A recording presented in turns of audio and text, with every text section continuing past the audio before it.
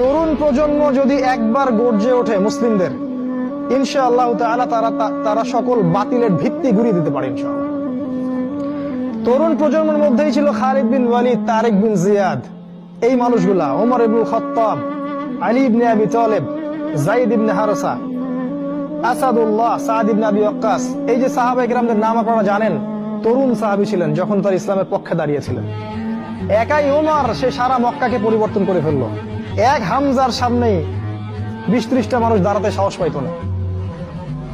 একজন তারেক বিন জিয়াদ, তিনি স্পেন জয় করে ফেললেন মাত্র অল্প কিছু সৈন্য নিয়ে। মোহাম্মদ বিন কাসিম আমাদের এই ভারতীয় উপমহাদেশ জয় করলেন। এখন আপনি মুসলিম হয়ে এখানে বসে আছেন। এই তরুণ প্রজন্মই পারে এই বাতিলের শিকড় উপড়ে ফেলতে। এই জন্য মাসিহুদ দাজ্জাল এবং তার অনুসারীরা খুব ভালো করেই জানে যে মুসলিম তরুণ প্রজন্মকে যদি আমরা আটকাতে না পারি, তাহলে আমাদের ভবিষ্যৎ খারাপ আছে।